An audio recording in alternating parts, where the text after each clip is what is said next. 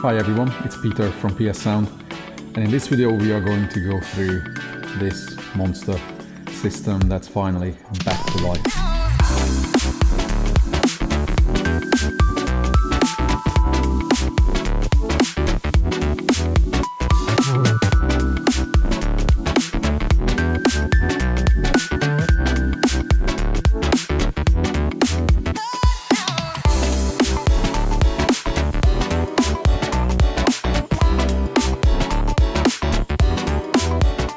Some of you may remember that I had a few videos in 2022 when officially we retired the Honda.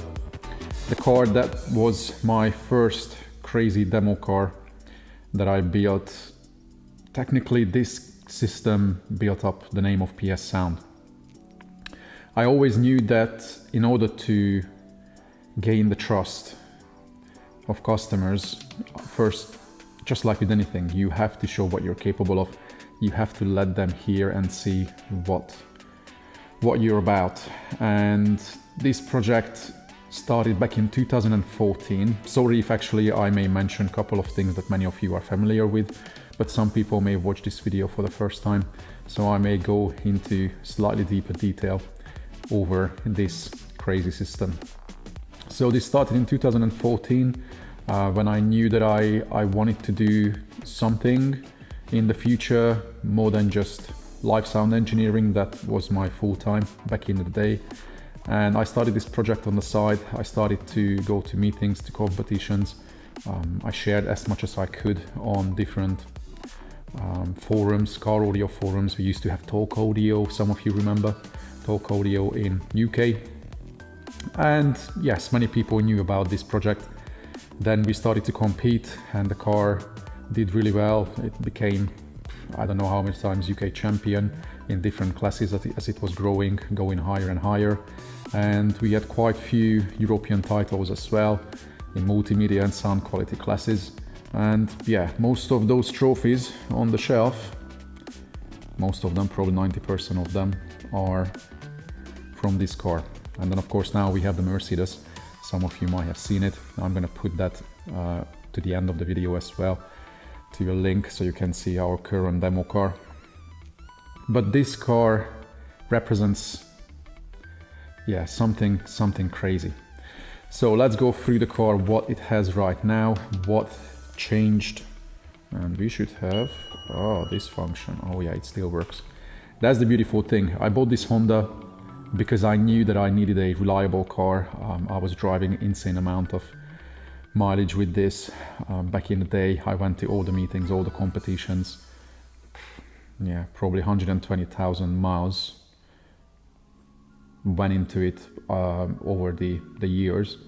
And it's still fully reliable. I could drive it anywhere. I wouldn't worry about jumping in it and driving across Europe.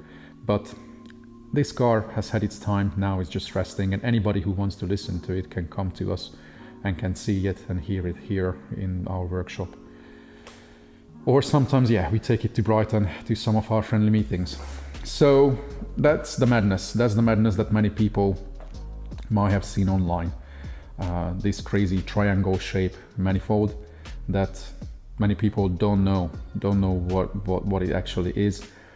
Many people look at it and they think it's a triangle shape small enclosure, sealed enclosure or something like that. Or some people even think that it's ported on the top, but that's just a black plexi. You can see the reflection of the logo in that. And yeah, for two 18-inch drivers, that tiny little sealed enclosure would be, yeah, not great, not really functional. You wouldn't have any response with two 18-inch drivers like these below 40 Hertz, that's for sure.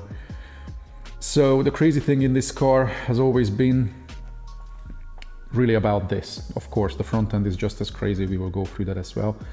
But this is something that many people wanted to experience. Not many people had IB builds before I did this in UK.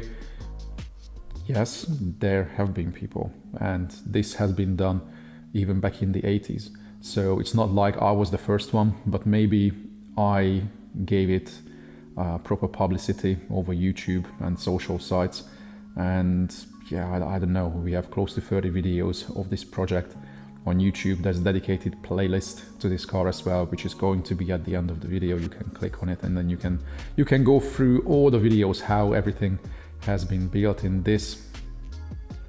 But yes, that's an IB manifold where the drivers breathe to the outside world. Underneath this manifold we have a 15 by 15 inch square hole. We had a steel welded frame for this structure. We had 8mm steel plates at the bottom and the top of the floor, all welded together, and then we had extra braces to the chassis rail, so this is as solid as it can ever get. And then of course the dual 3¼ birch ply structure for the subs. Yes, I had different drivers in this car. First we started with two 15-inch and they sounded perfectly fine.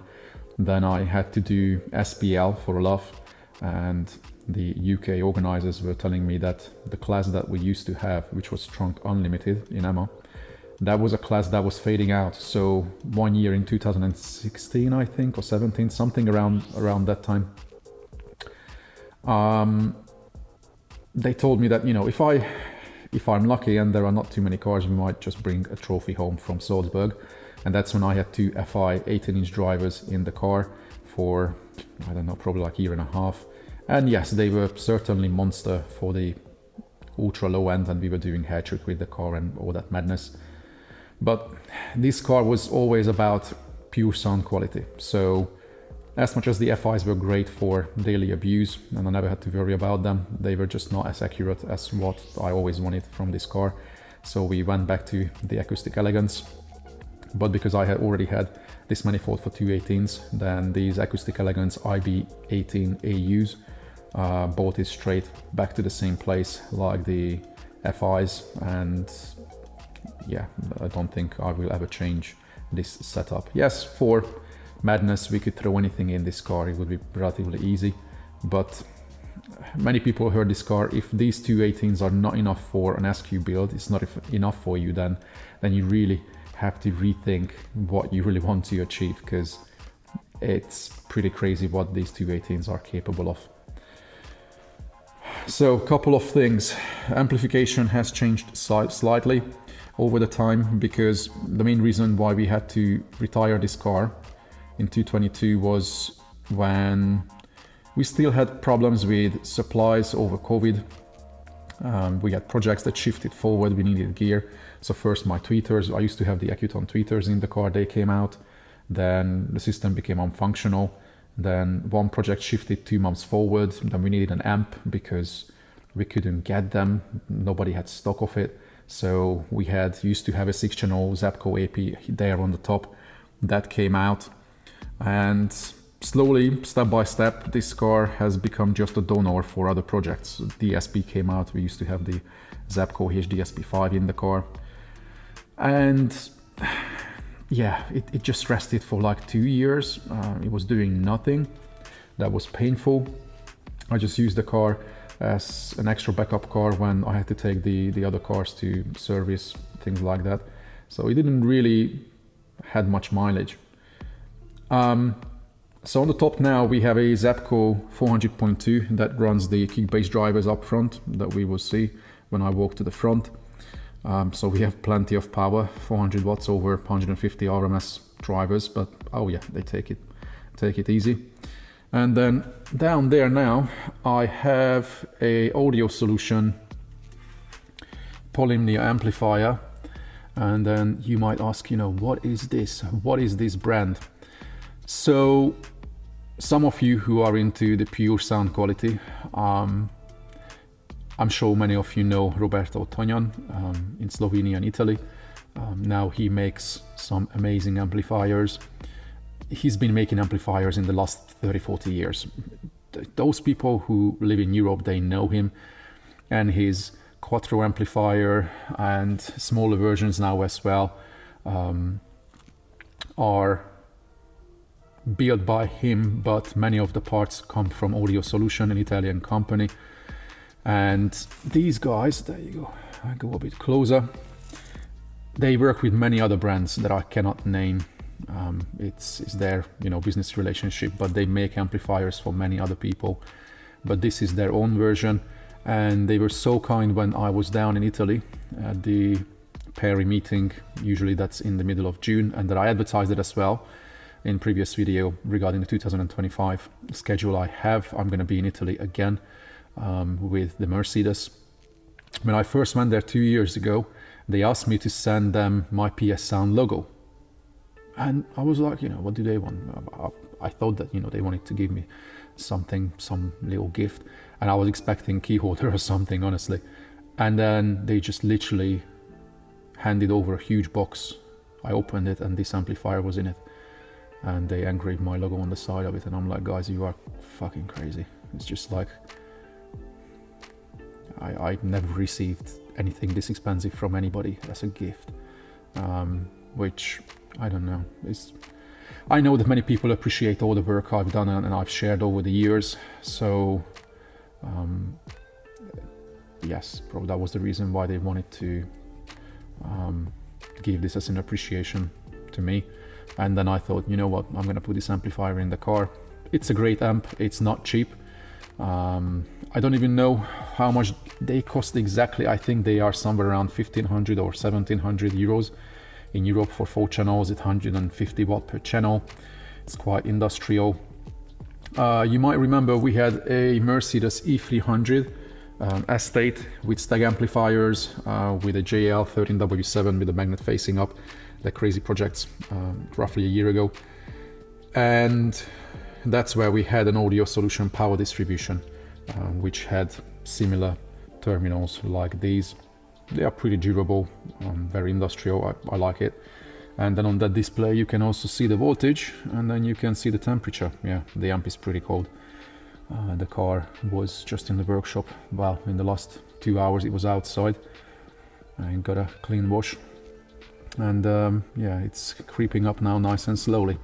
It's nice to see the temperature. It definitely helps. And also that voltage meter is accurate. So whatever the director shows at the front, that can always be confirmed with the display here.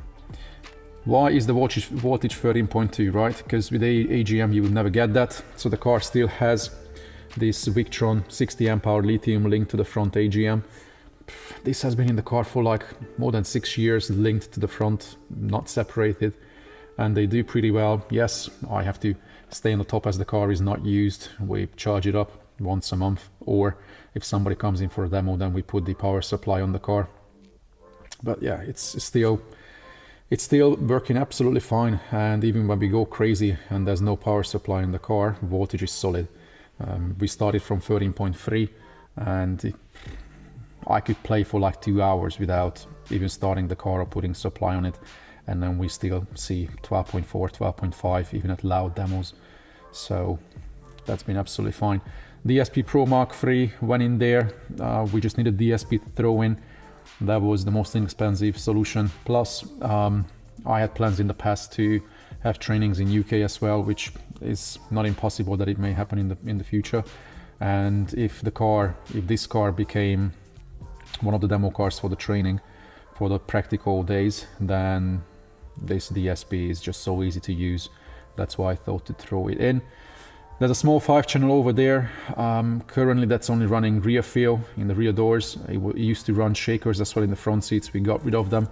And then there's another Zapco 400.2 SB. If I climb in, if you can see, guys, there you go. That amplifier runs the subs. 1 channel for each sub. So yeah, panels didn't change. Yes, there's a fair amount of wear and tear on it because this car has always been a daily, even if it's difficult to imagine. But I used to have a huge blanket over everything. I could put up 3 small suitcases on the top, and then over the blanket, over the subs, I had several boxes, bags and everything. I used to travel sometimes with 4 people, my missus, her parents, all the luggages, and yeah, this car was heavily used. It wasn't a trailer queen, and it's still not. It drives to the meetings. We will have a meeting tomorrow in Brighton, by the way. Some of you might see this video too late. And we will have one on the 16th of February as well. I try to mention it as many times as possible. Where in Brighton at the Marina, crazies with Sound Quality Systems get together and then you can jump in and out of the cars and you can listen to all of them. So that's the back end. Let's go to the front. So I may just show it to you because it's a good lesson. So when I started this project, I was going down the route like everybody else. You don't want to chop the car up, you don't want to go crazy, and it's fully understandable. Not everybody can sacrifice the car and do the modifications that we've been done on this car. So I was also soundproofing the door like crazy. And like the wing, obviously it's untreated.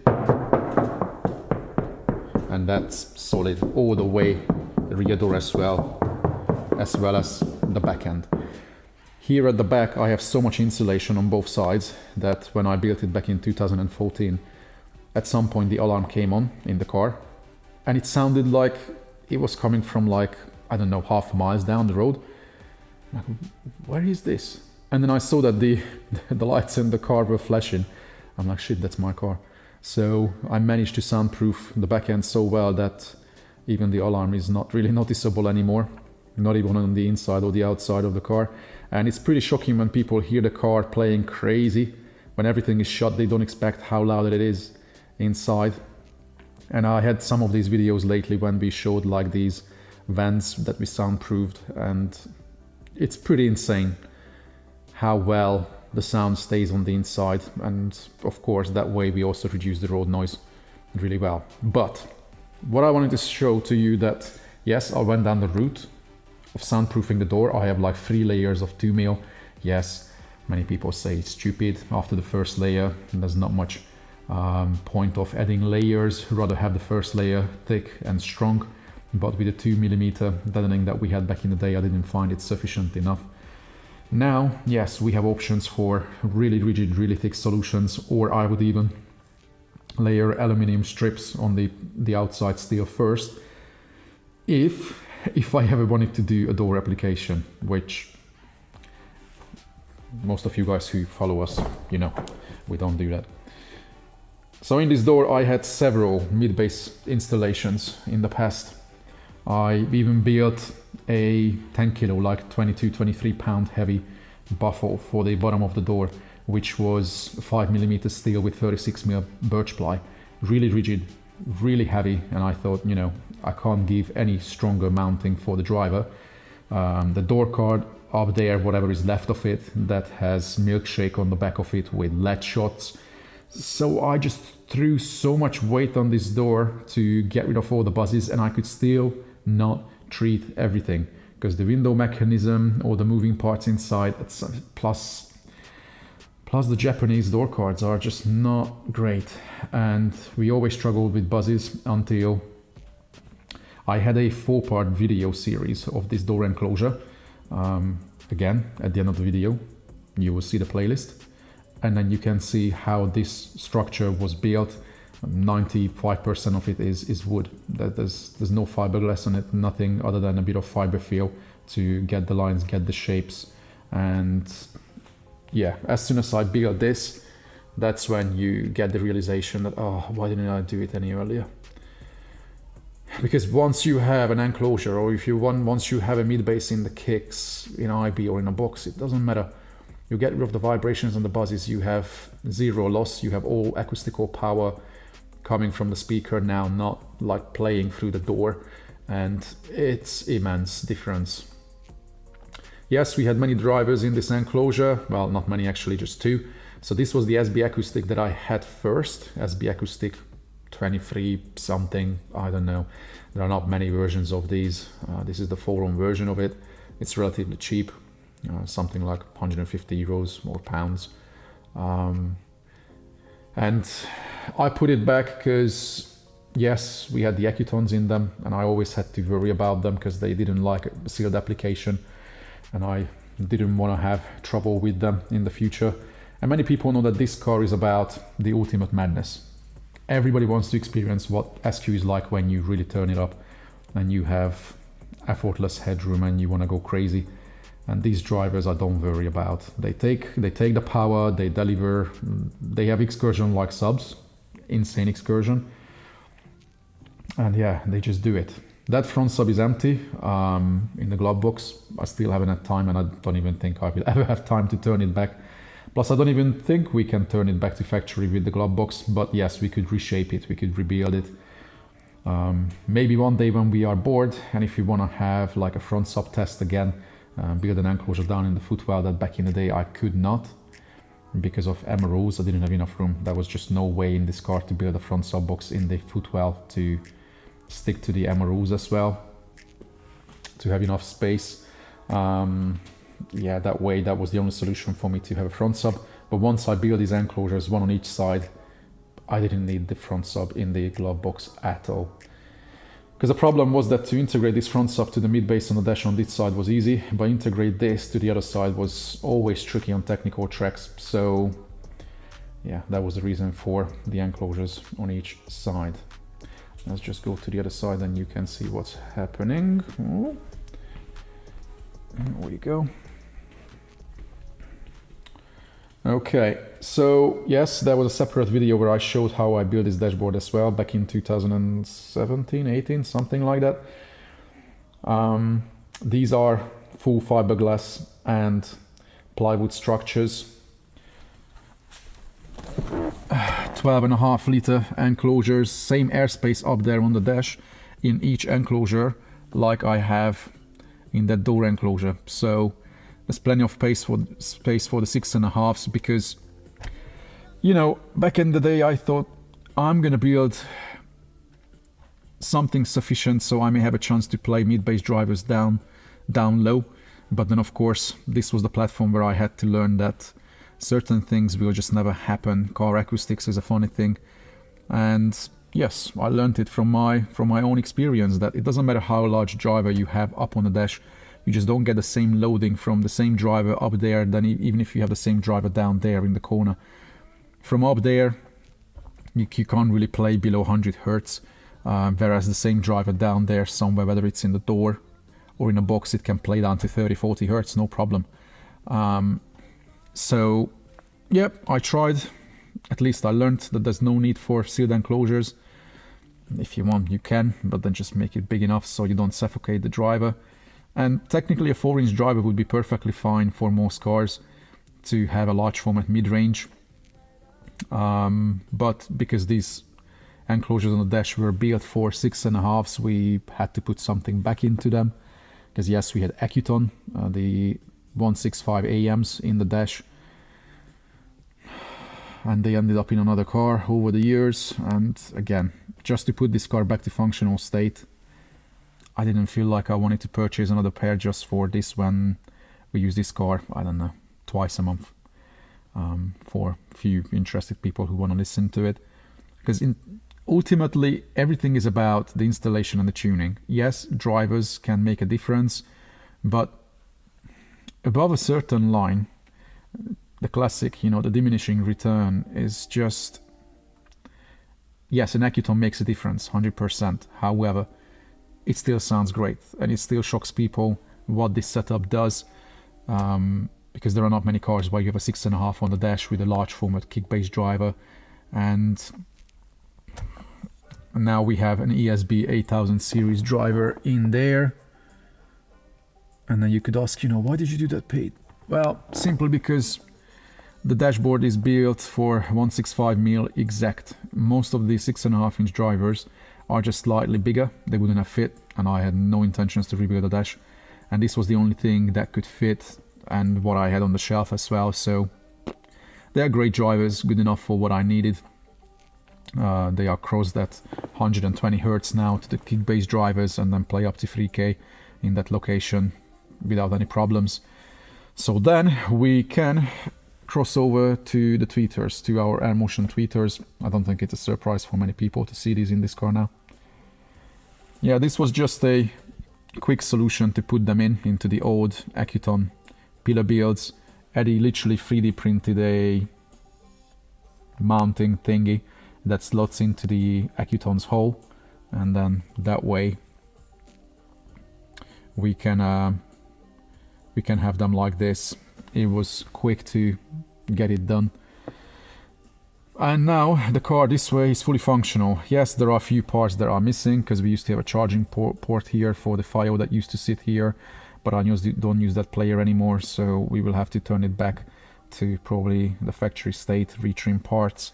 We will have to rebuild the mounting for the director as well. And as you see, it reads less here. I don't know. Director was always showing different voltage. I have no idea why. It's never been resolved. But once you get familiar with how much less it shows, then you're safe. Because at the back we have 13.2 or 13.1 right now. So,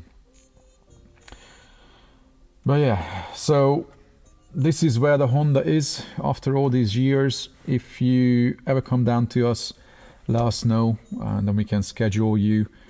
You can listen to this car, you can hear something crazy, or on certain occasions I can take it to Brighton. The meeting we will have tomorrow, I'm not going to take this.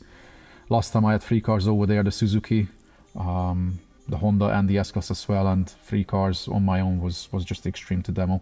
Even just the logistics to take the cars over there.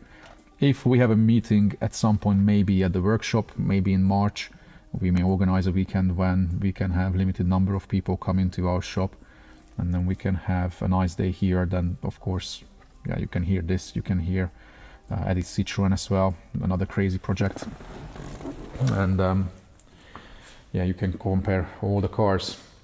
So yeah, it's alive, it's working again. Unfortunately, I don't have time now to do a demo video for you guys because there's just so much happening. I have a life and I have a wife, so I gotta keep her happy as well.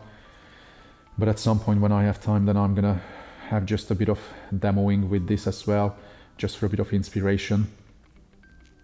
Or if you go to Instagram, even if you don't have Instagram, you can check it out. In the highlights, we have a tab on the highlights called something like SQ meeting or something, I don't know. If you flick through that, then you can see little demos when we recorded this car playing on the meeting, in the last meeting we had in November. I think it was in November, yeah, I think. Other than that, if you're interested in a crazy project, let us know, but just keep in mind that we are booked now crazily in advance because we only work on large scale projects. We have a couple of cars that stay with us for a month or two. Yes, there are many shops who do the simple projects. That's not us. That's what I always wanted, to build proper systems, and something like this, like the Honda, like the Amarok. Yes, that's one of the projects we built for one of our customers in stages that has over 500 hours work, and even a project like that was inspired by this crazy thing. Because yes, I know these days it's popular to throw big numbers around, and shops think that if they say that, oh, our demo car costs this much and that much, then that's going to make customers raise their eyes that, oh wow, this is serious. But in reality, I always say that installation is everything. You know, now I could say that this is a 200 grand demo car. What's the point? Still, yes, it would take us 600, 700, 800 hours to build something this silly. Probably, yes, it wouldn't take that much these days because we understand what's worth doing, and how to achieve that is definitely more efficient these days for us. But these are pretty crazy systems. I think I have over, I don't know, more than 2,000 hours in this car over the years. How many times I rebuilt it, how many times I did things that even if I was told not to do it, I still did it. And I don't regret it. Absolutely not. Okay, I'm not going to drag it any longer. I know many people can't listen to me chatting for 30 minutes.